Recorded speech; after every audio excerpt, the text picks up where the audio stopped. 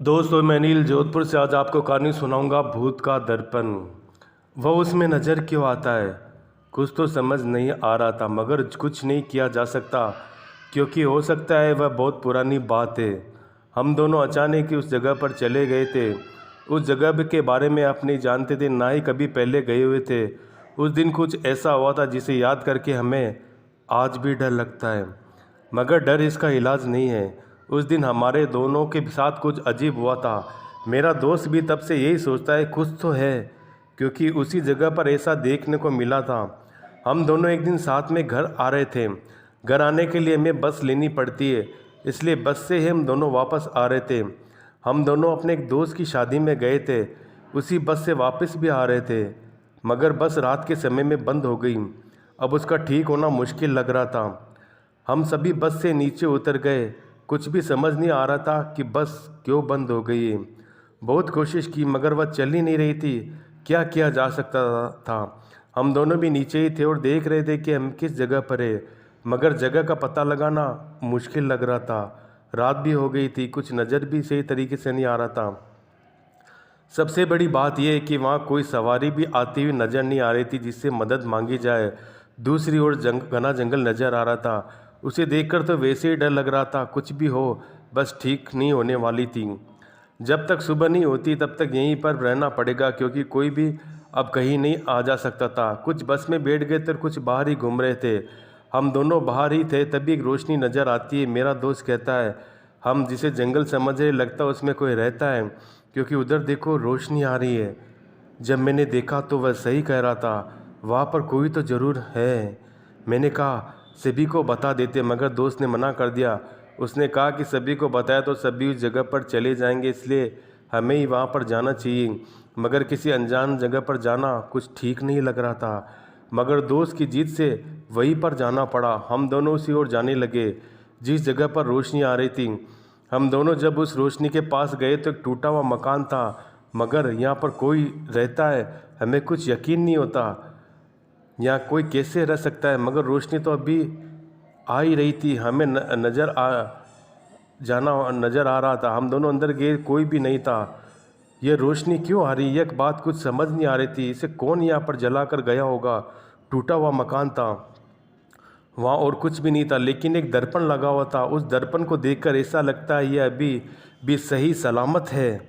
मेरा दोस्त कहता है कि यहाँ पर सब कुछ टूटा हुआ है, मगर यह दर्पण अभी भी है। यह क्यों नहीं टूटा, हमें इस बात से क्या मतलब। यहाँ पर कोई नहीं, यहाँ से चलना चाहिए। हमें पहले ही ये बात सोचनी चाहिए कि यहाँ पर कोई नहीं होगा। मेरा दोस्त दर्पण के पास जाता है और अपने आप को देखता है। उसे अपनी शक्ल नज़र नहीं आती। वह कहता है मैं तो ऐसा इसमें नज़र नहीं आ रहा। वह कहता है यहाँ पर आना, मैं भी वहीं पर आता हूँ। वह कहता है कि इसमें हम नज़र नहीं आ रहे। मुझे तो ऐसा लगता है कोई दूसरी ओर है, मगर जब वह दूसरी ओर गया तो कोई भी वहाँ नहीं था। उसके पीछे तो दीवार थी। वह रोशनी की मशाल नज़दीक लाया था और दर्पण में फिर से देखा तो कोई नज़र नहीं आता। वह अपने हाथ से इशारा कर रहा था, शायद वह बुला रहा था। अब वह कोई रुक नहीं सकता। हम दोनों वहाँ से भागे। हमें पता चल गया था कि यह कोई भी हो सकता है। वह भूत का दर्पण है, इसीलिए हमें वहाँ से चलना चाहिए। जब हम वापस आए तो सभी को बताया था कि हमने उस जगह पर एक टूटा हुआ मकान देखा जिसमें एक दर्पण लगा हुआ। भूत का दर्पण होगा, क्योंकि वह उसमें से हमें देख रहा था।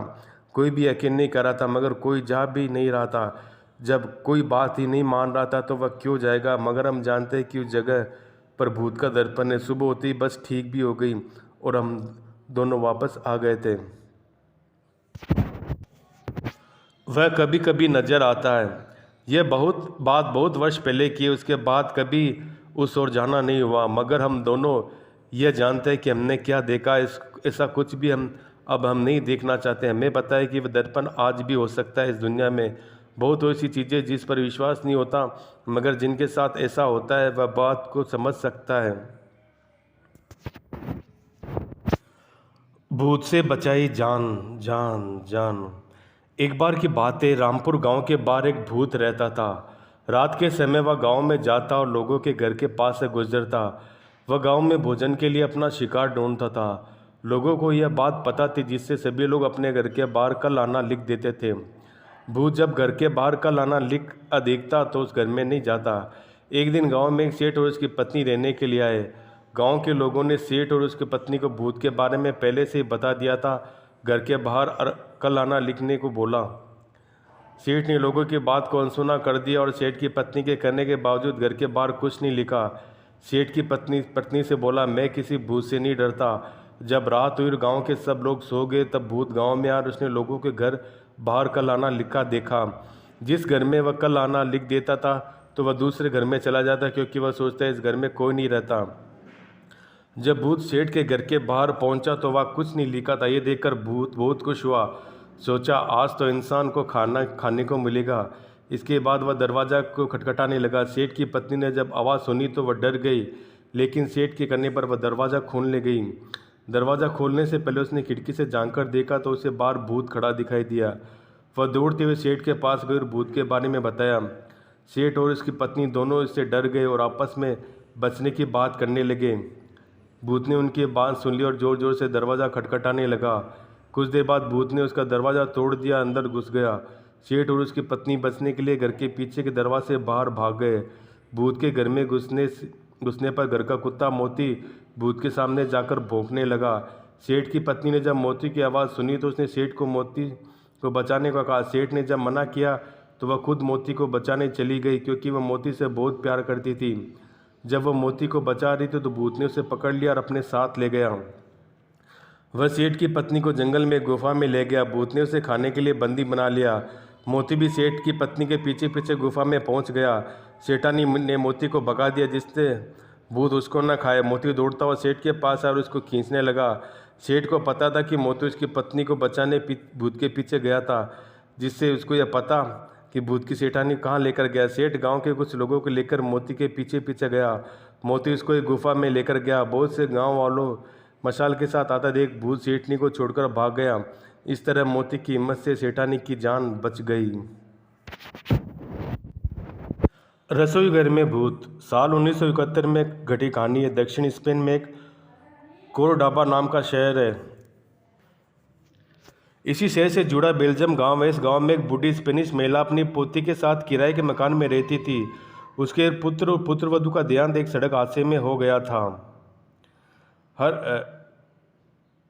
तभी इसी प्रकार कहानी में आप देखने को मिलेगा, एक बूढ़ी महिला रसोई घर में कुछ खाने का सामान पका रही थी कि अचानक उसकी पोती केन्या चीख पड़ी। बूढ़ी औरत की निगाह उस तरफ गई जहाँ केन्या देखकर चीख रही थी।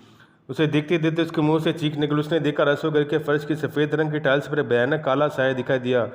बुजुर्ग महिला ने थोड़ी हिम्मत कर फर्श पर पोछा लगाकर उस काले साये को मिटाने की कोशिश की, लेकिन टाइल के साफ होते हुए भूत का काला साया फिर से चपकने लगा। बूढ़ी औरत को याद आने लगी क्योंकि वह काला साया सच में एक भयानक चेहरा था। उसने मकान मालिक को पूरी बात बताई। मकान मालिक ने रसोई के टाइल्स को निकलवा कर उस पर सादा सीमेंट का फर्श बनवा दिया। कुछ दिन ठीक ठाक निकल गए, लेकिन जिस तरह इतनी आसानी से किसी डरावनी कहानी का अंत नहीं होता, वह भयानक चेहरा फिर से दिखाई देने लगा। ये खबर आग की तरह फैल गई। उसकी एक टीम ने आकर रसोई की खुदाई करवाई। खुदाई में उन्हें काफ़ी पुराने मंदिर के अवशेष मिले। रसोई के फर्श को फिर से बनवाया, लेकिन अब और ज़्यादा भयानक चेहरे रसोई के चारों कोनों में दिखाई देने लगे और अभी ज़्यादा भयानक दिखाई देने लगे। यह अक्रियता कभी जोर से हंसती, कभी जोर से रोने लगती। मकान मालिक को कहानियों पर विश्वास हो चुका था। उसने एक तांत्रिक को बोला। उसने तंत्र विद्या से पता लगाया कि यह कभी एक पुराना मंदिर था जहाँ पुजारी मिलकर हवन किया करते थे। एक दिन ऐसे ही हवन करते समय भूकंप आया, जिसमें लगभग 40 से ज़्यादा पुजारी मंदिर समेत दब गए।